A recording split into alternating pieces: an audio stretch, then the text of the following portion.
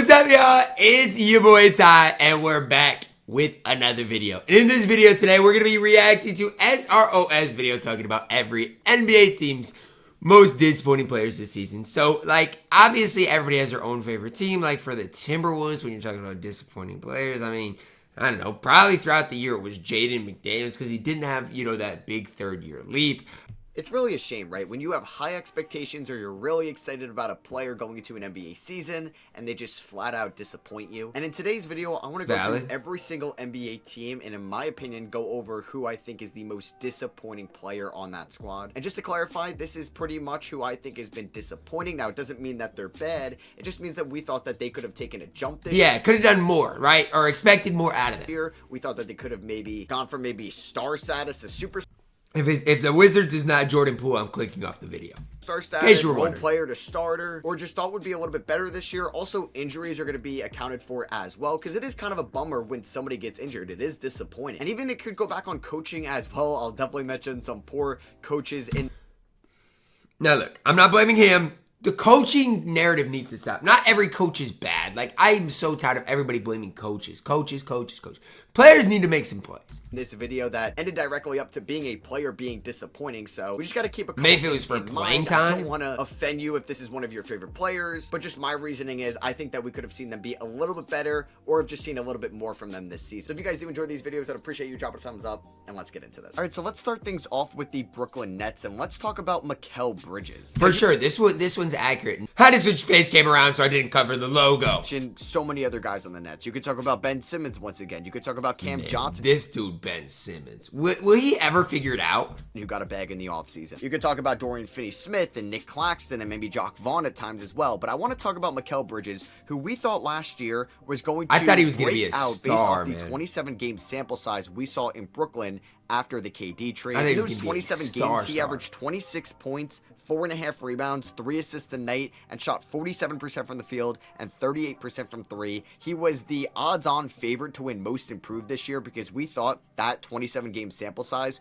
would project well to him as a full-time #1 option for Brooklyn this year, and has just not worked out whatsoever. He's averaging 20 points. It hasn't worked out at all. I know early in the season it had a ton of hype behind it too. 5 rebounds and 4 assists, shooting 44% from the field, 36% from 3, and still a really good defender, but unfortunately is not a #1 option that we thought he could have been going into this year. The Nets are one of the worst teams in the league. Part of it's the team he played with too. Like, you have Cam Thomas on the team. You can only get so many shots up yourself. You know what I'm saying? And I don't hate Cam Thomas, but that's the facts. Now, they are on pace to have north of 50 losses. And they got offered for Jalen Green and multiple first-round picks by the Rockets at one point for Mikal Bridges, and they probably are regretting that a little bit at this moment. All right, we're going to go over to Chicago, and we're going to talk about Nikola Vucevic, who got paid by the Bulls last offseason.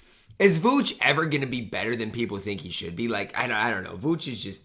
He got $60 million over 3 years, and we didn't really see him improve at all as an offensive hub, especially with an increase in volume with Zach LaVine out. I mean, the points per game has pretty much stayed the same, but the efficiency is kind of falling off a cliff. He shot horrible this year, though. That's the big problem for him. He shot bad. From 52% from the field to 48%.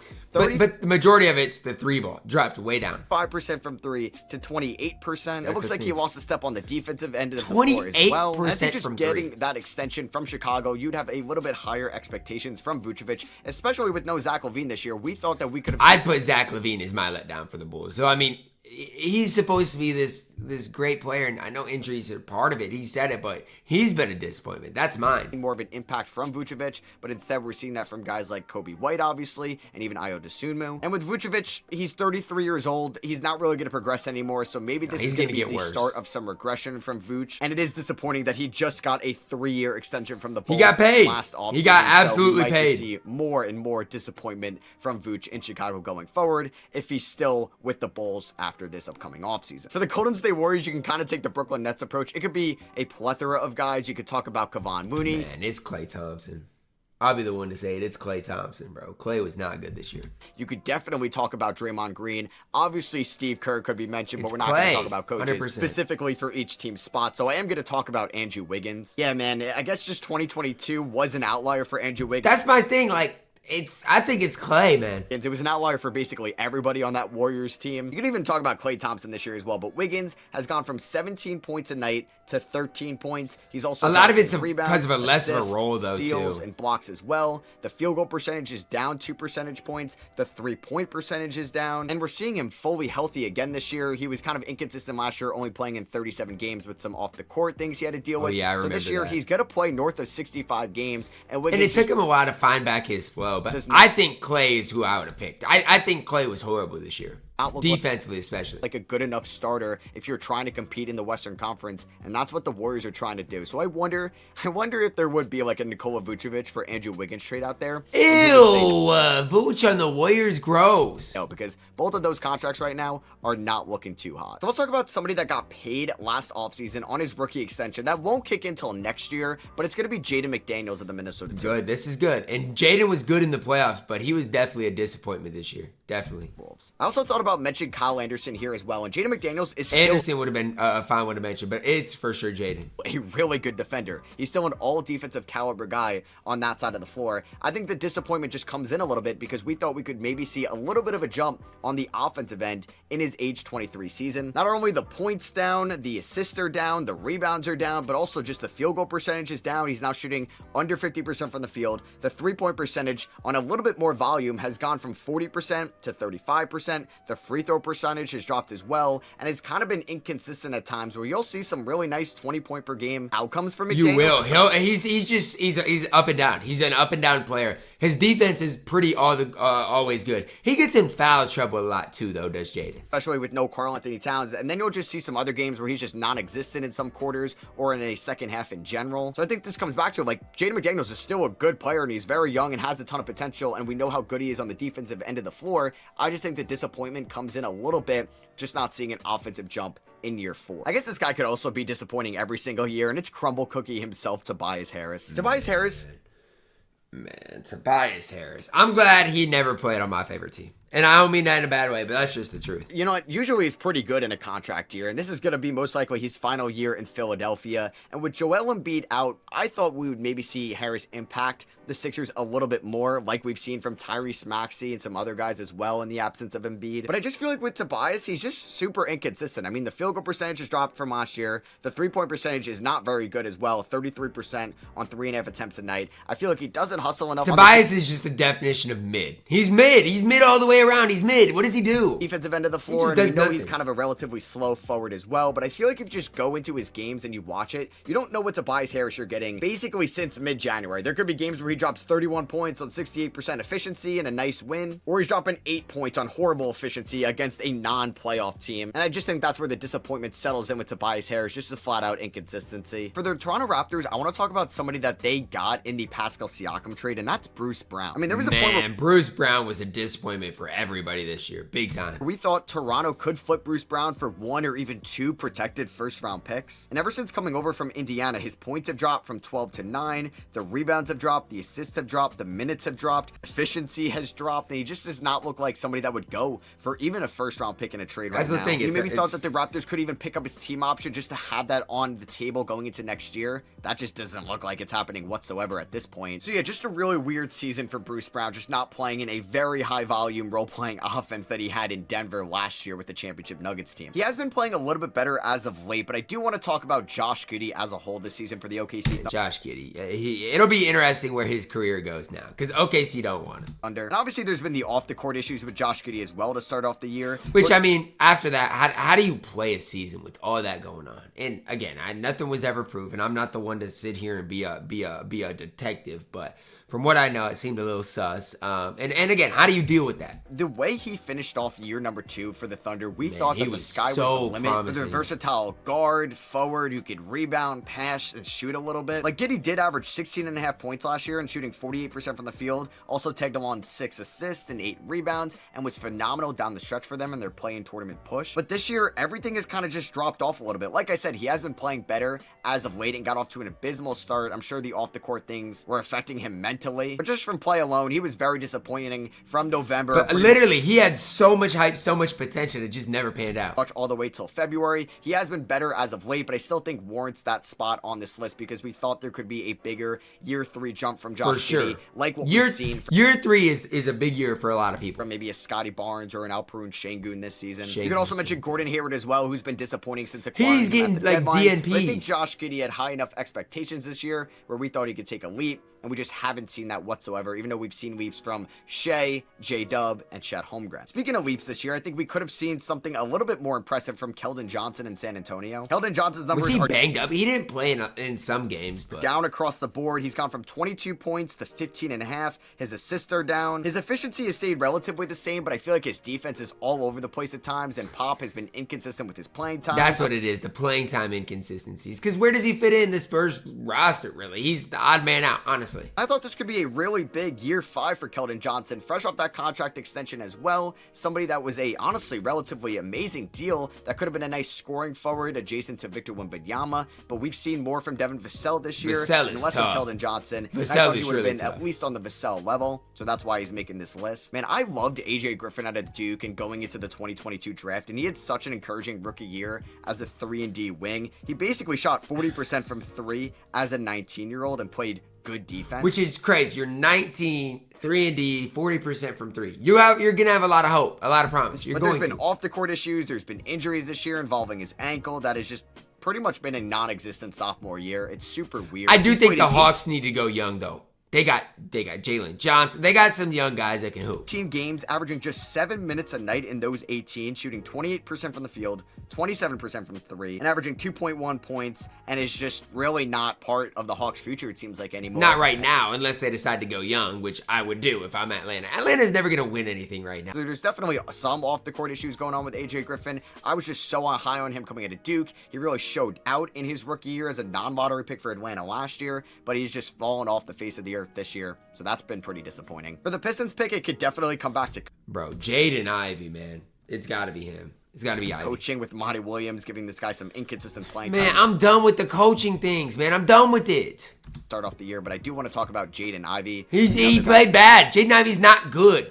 I know you want to develop your young guys. I get it. But if a guy's not good and he's not playing, it's not the coach's fault. From the 2022 draft, Ivey had a rough start to his rookie year, playing without Cade Cunningham last year, but looked really good and comfortable in the second half of his rookie season. And he finished strong, but this year he's been kind of all over the place. There was a nice stretch in February, but pretty much outside of that, due to the inconsistent playing time, the inefficiency, just the lack of playmaking Cade is good, though. I'll say that. It's been very disappointing. His points have gone down. The assists have gone down as well, which does make sense now that Cade Cunningham is back, but you'd still like him to be a more efficient combo guard for Detroit. The three-point shot does not look any better. I feel like he's been inconsistent at the rim at times as well, and he's still just 21 years old, so I think he will be fine going forward. I'm still a big He probably will be. I think the sky's the limit for him, but he's going to have to start defending a little better. Jaden Ivey, I just thought we'd see a little bit more from him in year number 2 after finishing off the second half of his rookie season on a high note. So for Dallas, I thought I was going to talk about Tim Hardaway Jr., but honestly, I know what this guy is at this point, and he is just very frustrating to watch at times for Dallas. But I want to talk about Josh Green from the 2020 draft. Now, Green got extended. I don't think this is a fair, really, one, because Dallas brought in, guys that are just better than him. Green's been good in the playoffs. I mean, I don't know when he recorded this video, but he's knocked down some timely threes and stuff, so. Dallas as well, and I think finishing off year number 3 on a very high note, looking like a true building block for this Mavericks future, has taken a little bit of a step back, or just not really taken a step forward for Dallas this season in year 4. He's had injuries. He's out right now with an ankle injury, and I think. But the thing is, like with Derrick Jones Jr. and PJ Washington, there's just not that much playing time available. Just inconsistent play from Green at times warrants a spot on this list. The offense is down a little bit. I mean, he still projects to be a good 3-and-D player. He does, and he's going to be one. Young player. I would want Josh Green on my team. I do too. And if it is disappointing, I get it, but he's still young. He's a good piece. You would see a little bit of a step forward from him in year 4, based off the way he finished last year, and based off the contract extension as well. So you would have liked to see a 23-year-old Green take a little bit more of a step, make a little bit more of an impact for this Mavericks team this year with Luka Doncic and Kyrie Irving, but maybe we'll see that in year 5 next year in 2025. I really had no idea who to go with the Phoenix Suns. I don't Beal?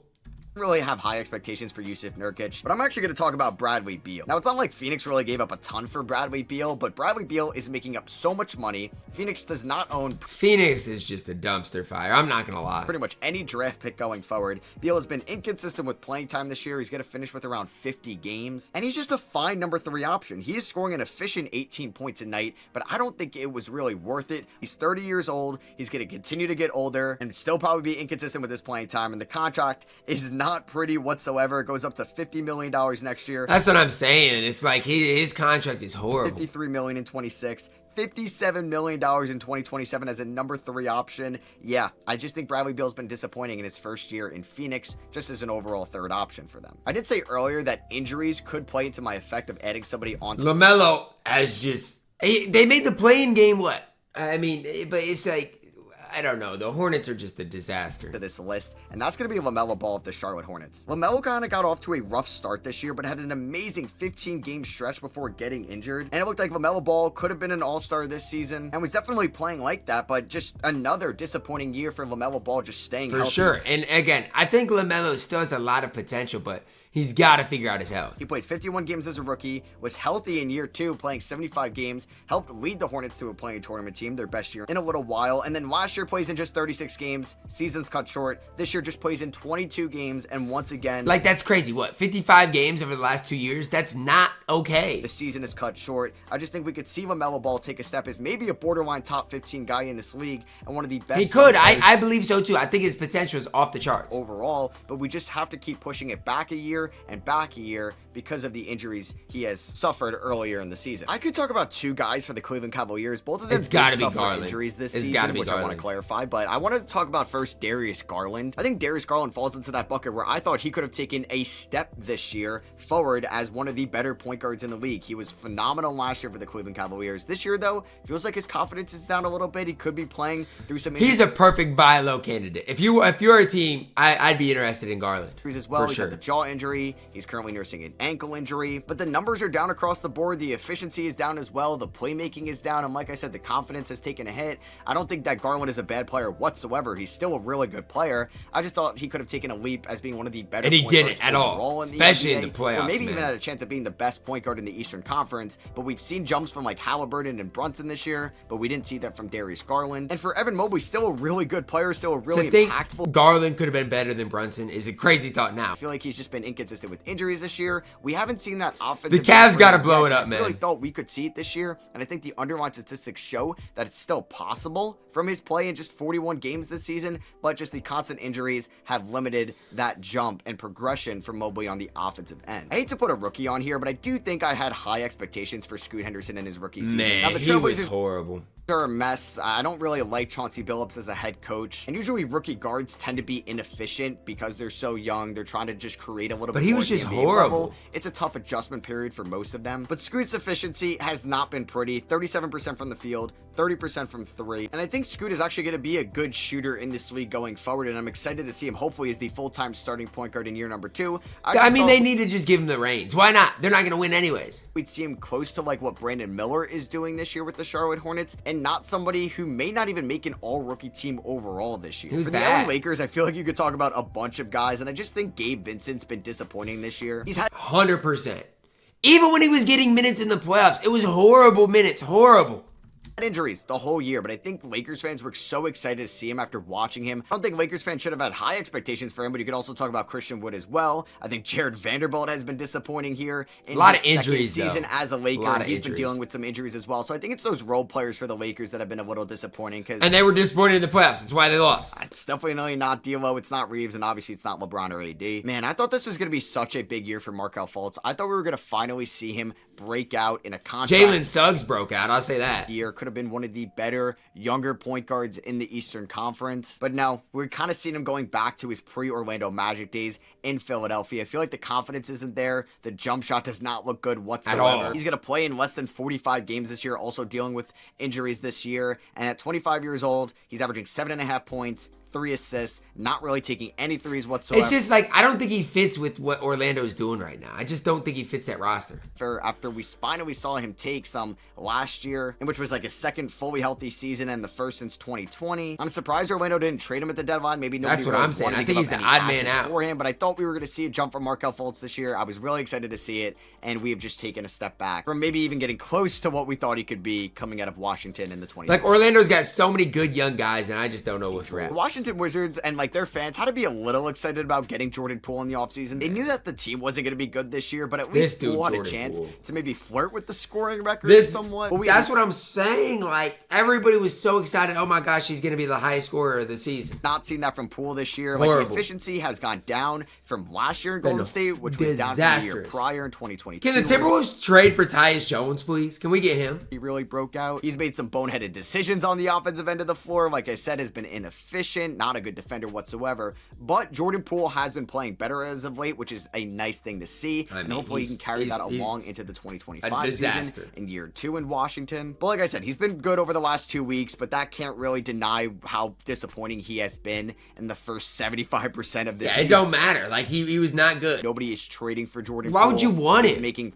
$30 million next year, $31 million in 2026, and $35 million in 2027. For the LA Clippers, it was kind of weird as well. I mean, you could talk about James Harden post All-Star break. It's just the injuries, though. They've just been hurt. Disappointing. I'm going to talk about Terrence Mann a little bit because I think that we still had somewhat of hope that he could maybe improve on that 2022 season. Took a little bit of a step back last year, but the efficiency was up and looked like a really good role player. I just feel like the expectations for Terrence Mann were somewhat high to keep improving. They were, as they should be, though. If you're a young guy, they should be high. Player this year in year number 5, and we just really haven't seen it from the Clippers. They should be high. The Clippers were kind of tough to rank, so I'd love to know who you would choose in the comments. I mean, I might even choose Kawhi, and I know Kawhi's so good, but it's like, you gotta be healthy in the playoffs for your team. You got to. Injuries, man. Injuries. Now, also, I need your help on this one. The Houston Rockets. Like, I was fully ready to talk about Jalen Green, but this dude is playing on another planet as of late. Like, Jalen Green did turn it up. I mean, I don't know. I just think the Houston Rockets have a lot of good players. Like, they don't have great players, though, and that's the problem. Green, over his last 15 games. But yeah, when Şengün went down this season, they started hooping. Averaging 29 points, 6 rebounds, and on elite efficiency as well. 49% from the field, 42 from 3, and 82 from the line. But the previous 58 games, he was averaging 17.5 points, 3.5 assists on 40% field goal percentage. I'm not a Jalen Green fan or supporter either. I used to think he's horrible. 30% three-point percentage, and just did not look like a consistent part of the Rockets' core. And maybe I still think he might be the odd man out, though. Genuinely, it's up in the air. So I don't know. Jalen Green has been playing very well as of late. You could have also mentioned Jock Landale, but he's been playing better as of late. Now that Şengün. Jock Landale, come on, man. He's hurt. Maybe we thought what are we expecting out of him, Jabari Smith Jr. in year number 2. So I'm gonna still go with Jalen Green, but if you didn't really think that he's been super definitely could have seen Jabari though, the last 14 games, I'm okay with that. Zeke Naji got paid from the Denver Nuggets as well. He basically signed a 4-year extension, making around $8.5 million a year, and I just think we thought we could. Zeke Naji is making $8.5 million a year. What? For DNPs? Seen a little bit of a jump from him this year in year number 4. He's doing nothing. What are you talking about? He's getting paid $8 million for what? Denver, but the play is just down across the board from last year. He has been playing a little bit better after the All-Star break. I know he's been dealing with some back issues this year as well, but I just think with Christian Braun staying strong as a good role player. I just think this is a crazy, like, I don't know. Why did he get paid? For them, maybe I'm a casual. Taking a step this year. I thought we'd see some of that from Zeke Naji, especially after he got paid, but he's been disappointing. You can't deny that. For the Milwaukee Bucks, maybe you thought that Damian Lillard was going to make more of an impact in his first year in Milwaukee, but I'm going to go with MarJon Beauchamp, who I really thought was going to take a big year 2. Thing for the Bucks is they just never got guys to step up, and obviously injuries played a factor, but yeah, their role players just were not great. Jump for them. I really like the underlying numbers for MarJon Beauchamp in his rookie season, and he got off to a really good start. I still think Beauchamp's gonna be good, but disappointed this year, probably for sure. Adrian Griffin, Doc Rivers has not prioritized the development whatsoever. Maybe I'm overrating MarJon Beauchamp, but I thought it would have been really valuable for Milwaukee to have a cost-effective, young 3-and-D wing for them, and it's just not seen that at all, and he's already 23 years old. So I just thought we were going to see a jump from Beauchamp in year number 2, and we have not seen that whatsoever for this Milwaukee Bucks team. For the New York Knicks, I think it's pretty much going to be their Detroit Pistons additions at the 2024 trade deadline. First, Alec Burks, I mean, the Knicks went up and picked all these guys up, and it's just like, I know Bogey got injured, but it's like they just didn't pan out really at all. Who has dropped in numbers across the board, which we knew was OG panned out. OG's he was good. going to be in a lesser volume role in New York, but the efficiency has dropped from 39% from the field to 32%. Alec Burks did nothing, bro. The three-point percentage has dropped from 40% to 30%, 90% from the line to 71% from the line. It just feels like he forgot how to shoot since he got traded to the New York. There's just more pressure with the Knicks too. And also Bojan Bogdanovic has been a little bit disappointing as His well. defense is so bad as of late, but the numbers are also down across the board in terms of efficiency, down 47% to 40% from the field, 42% from three to 36% from three. And him and Burks just look like weird fits so far in their short tenures as New York Knicks. They are weird fits for Tom Thibodeau. It didn't make sense when they traded for him. Because you really couldn't go with anybody else, because I feel like every other person on the Knicks this year has exceeded expectations. For the Memphis Grizzlies, I think DiVincenzo is a star for them. They're turned into one. We're all excited about Marcus Smart in his first year in Memphis, and he's just had a... Memphis is another team. Like, I feel like with all the Western Conference teams being so good coming back, people are going to forget about Memphis.